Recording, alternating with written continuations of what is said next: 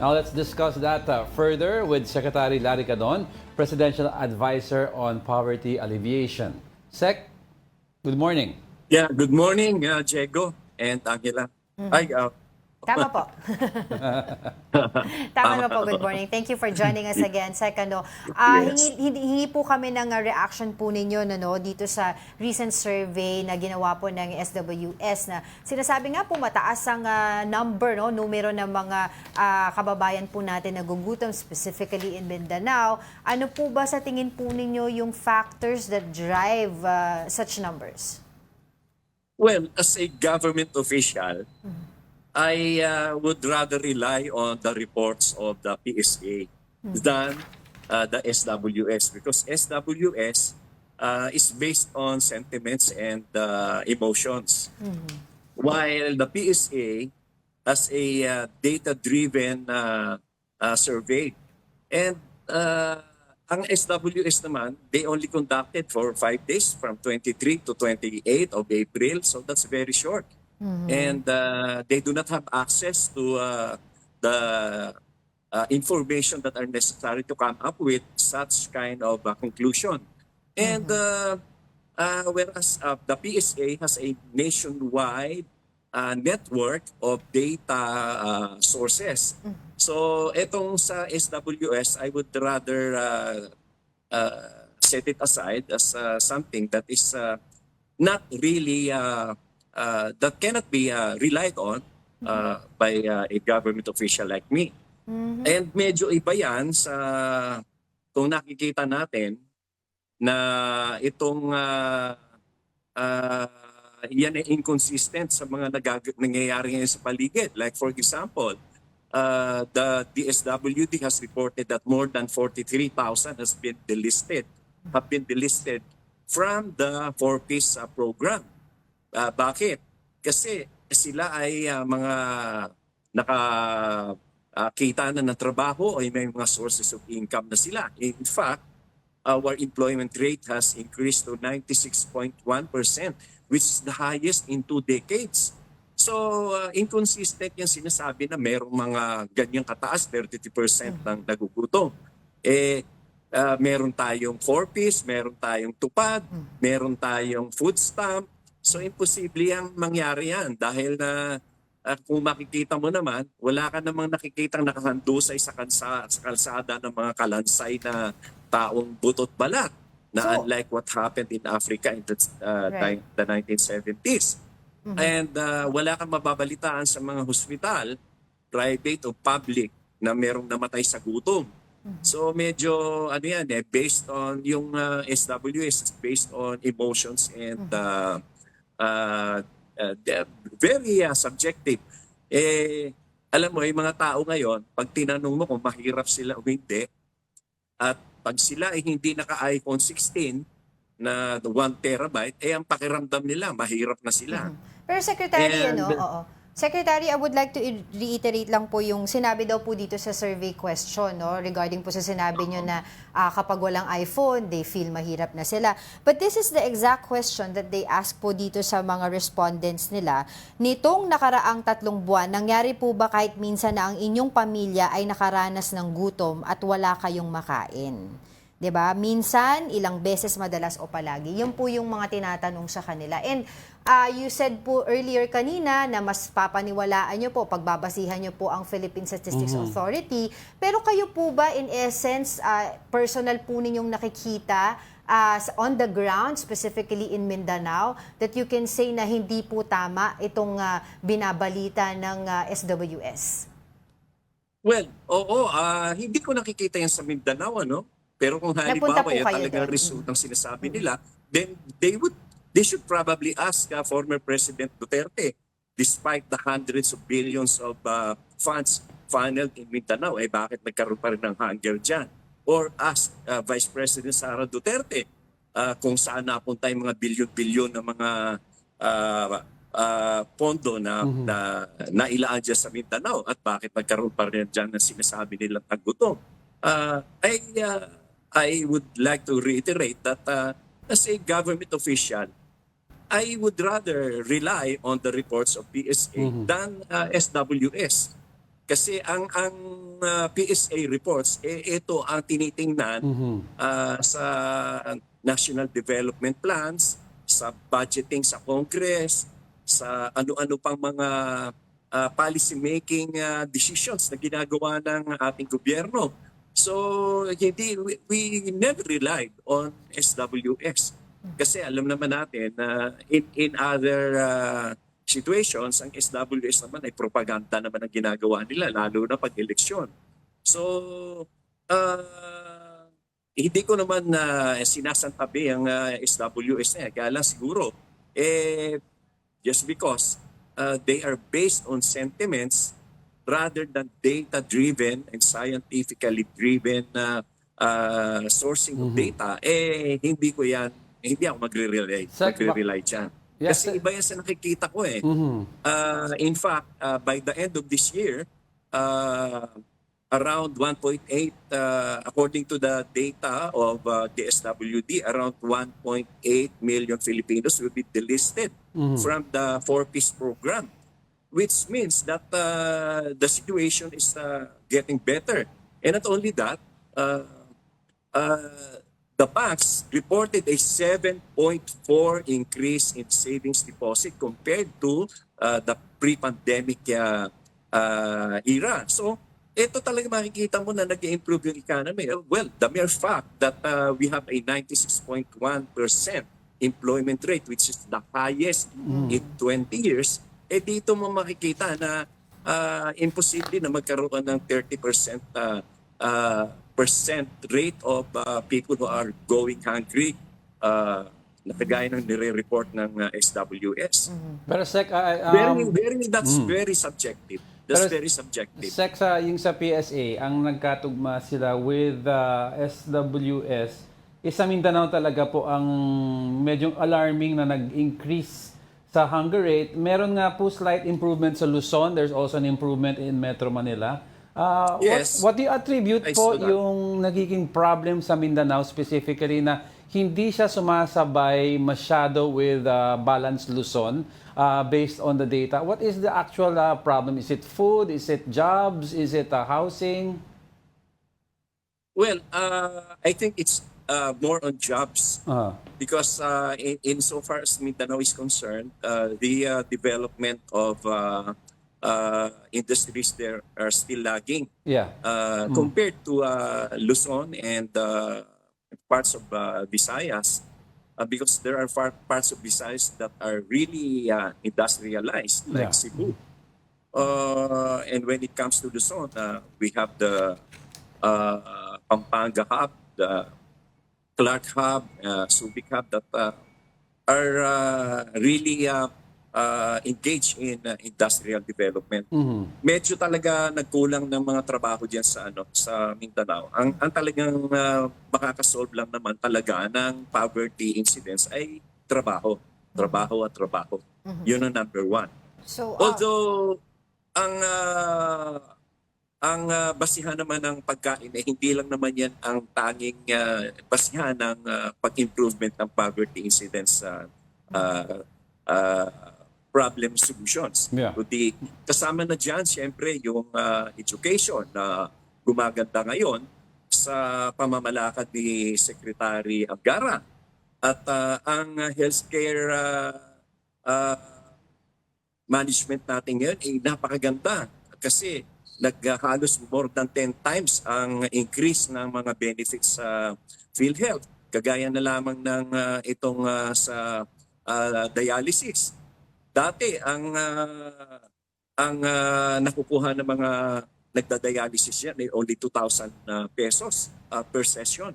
Ngayon, ginawa ni Presidente Bongbong Marcos yan na 6,500 para covered na lahat, pati gamot, pati bayad doon sa facilities, and pati na rin doon sa fees ng doctors. So, talagang totally cash out. Wala ng cash out.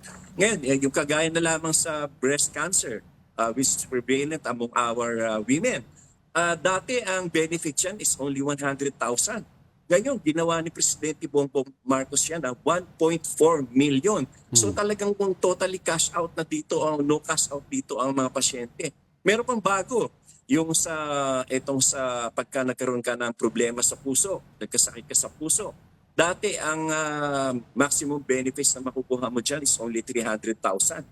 So marami dyan hindi kaya magpa-opera o magpa-angioplasty o angiogram. Ngayon, ang binigay ni Pangulong Bongbong Marcos na benefits sa may mga diferensya sa puso ay 950,000. So more than double, triple pa. So when it comes to the approach of solving poverty situation, maraming ginagawa ang gobyerno hindi lamang sa tungkol sa pagkain. Dahil ako, I believe that we have already addressed the food security. And although we have not yet solved it totally, but we are approaching that stage. And pagdating naman doon sa housing na binanggit mo kanina, ang pag-ibig funds ngayon, hindi na sila basta take out lang. Dati kasi, pababayaan lang nila na yung mga developers ay mag-construct, and then pagka merong bumili, tsaka lang nila iti-take out yung loan. Ngayon, just last month, nag-announce ng bagong policy ang pag-ibig under the leadership of President Bongbong Marcos, na ang ginawa ngayon, ang pag-ibig ngayon, which is ay total treasury budget of around 1.3 trillion. Ano na sila ngayon? Nagre-release na sila ngayon ng development funds Pero for the developers. In fact, meron ng 500 developers na ngayon na naka-accredit na. And Right. there are around 250 developers lined up to be accredited by Pag-ibig. So ngayon, mas mapapabilis na ngayon yung paggawa ng housing units kasi nga meron nang magre-release na ng development loans ang Pag-ibig unlike before. Right. Napakaraming ngayon maraming policies ngayon na Opo. ginagawa si Presidente Right. Bongbong Marcos na talagang ang gobyerno ay ginagawa ng paraan ng lahat ng mga aspeto ng pag-solve ng poverty. Secretary, while we recognize po all of the programs that you've mentioned na talaga pong nakakatulong sa iba po nating mga kababayan ngayon, but we cannot also neglect the fact po na even po dyan sa kalye lang po sa EDSA, sa iba mang mga parte po na dito lang po sa Metro Manila, ay may mga kababayan pa rin po tayo na mamalimos, nagugutom, walang makain. That's why marami nga pong even mga NGOs ang tumutulong dito sa kanila. So, your thoughts on that po na while we recognize po yung programa po natin, pero hindi naman po, kumbaga parang hindi naman po nalalayo yung sinasabi po ng report na marami pa rin po sa mga kababayan natin ang nagugutom pa rin at this point in time. Well, actually, siguro yan, hindi lang nila alam kung paano sila lalapit. Kasi meron tayong food stamps sa DSWD, meron tayong 4Ps. Siguro makipag-ugnayan lang sila sa mga barangay nila o sa mga local governments nila para ang kanilang mga problema ay matulungan din sila. Hindi ako naniniwala na walang nakahandang tulong dyan ng gobyerno dahil meron tayong tupad, meron tayong AIX, meron tayong 4Ps, at meron pa tayong mga iba-iba pang ang mga local government mismo ay meron sila nakalaan din na tulong sa kanilang mga constituents dahil na magmula noong naging effective yung ruling ng Mandanas Garcia ruling noong 2022 ay nagkaroon ng increase ng 40% sa share ng IRA ang mga local governments. So, ang mga local governments ay nakahanda rin tumulong sa mga kanilang mga constituents na nagkakaroon ng mga ganyang sitwasyon sa buhay. Siguro po hindi lang po Siguro nagiging nasa parang... pamamaraan lang yan kung paano sila lumapit. Yun, Sec, klaruhin ko lang, yung role po ng local government versus yung role ng national government. Kasi may nagsasabi daw, yung mga ibang local government, maganda daw nga yung ibang programa ng national government. Ang problema, yung trabaho daw ng ibang local government to bring yung hindi makakapunta sa DSWD or maka-avail ng program, hindi na nila inalalapit sa DSWD, kasalanan daw ng local government ito. Ano po ang ano nyo dito, tugon nyo dito? Well, actually, ang problema kasi sa atin, sa ating local government, ay nagkakaroon tayo ng election every 3 years. Yes. So, yung first year ay learning curve pa lang yan ng mga bagong elect na officials. And then yung second year, doon pa lang nila malalaman kung ano mapapatupad nila mga programa. On the third year, busy na yun sa pagkakampanya. Kaya nga ako ay advocate na dapat yung election ng LGUs ay isabay na lang rin sa national government every 6 years para makatipid. Malaki matitipid natin kapag ginawa natin yung synchronized election ng national and local every 6 years. We can probably save around 50 billion a year. So ang napakalaking pondo niya na dapat ay mapunta sa housing at sa kung ano-ano pang mga social services na dapat ay mailaan natin sa mga tao. Sad to say, marami pa rin naman talaga mga LGUs na hindi rin nila kabisado yung kanilang lahat na dapat na magagawa para sa kanilang mga constituents. Tama kayo dyan na, Diego, tama ka rin dyan na hindi talaga dapat iasa rin sa national government dahil kaya nga meron tayong kaya nga nagkaroon ng increase ng IRA ng yung national taxes 40% nun napupunta na sa Per IRA unit, ng mga per local LGU. government. So pwede naman sila maglaan ng budget diyan para sa ganyang mga bagay. In fact, there is no law or there is no regulations that limit the authority of the local governments on how to spend the increase in their era. Napakalaki ng na-increase sa kanila. Imagine 40% of the national taxes ang napunta because of that Mandanas Garcia ruling, which took effect in 2022, right after the inauguration of President Bongbong Marcos. Secretary, I remember you were here also a few months ago, last year ata po yun, and you were also talking about that, yung baka hindi alam ng mga mamamayan natin, kababayan natin, yung mga programa ng pamahalaan, and you recognize that gap between the local government and national government. Since then that you talked about that, ano na po ginawa ng office nyo to address this problem? Then apparently hanggang ngayon din po, yun pa rin po nakikita natin. Well, actually, this is a responsibility of the Department of Interior and Local Government. But since President Bongbong Marcos has an instruction, has a directive that we should work as a one-approach government, ang my office, nagpaplano kami na magkaroon kami ng mga sit-in symposium with each province na pwede namin mapuntahan para mailahad namin sa kanila kung ano-ano yung mga pwede nilang magawa na makapag-resolve din dito sa ating poverty alleviation programs. Sapagkat hindi naman pwede iasa sa lahat sa lahat sa national government kasi sila nga itong may direct na pamamahala, may direktang komunikasyon sa kanilang mga constituents. So we are planning to conduct seminars and tuturuan din namin sila o bigyan namin sila ng mga suggestions on how to approach these issues. And since nagkaroon na rin tayo ng bagong public-private partnership program na naging naisa batas noong 2024, ay marami ang magagawa ng mga local government units ngayon na mga proyekto na pwede nilang gawin na hindi gagamit ng pondo ng gobyerno agad sapagkat pwede nilang itap dito yung private sector. Right. But they do not know how to do this. Ang ginawa ko dito, kinapisado ko ito, and whenever they want to discuss these things with us, then tuturuan naman sila kung how to approach these matters.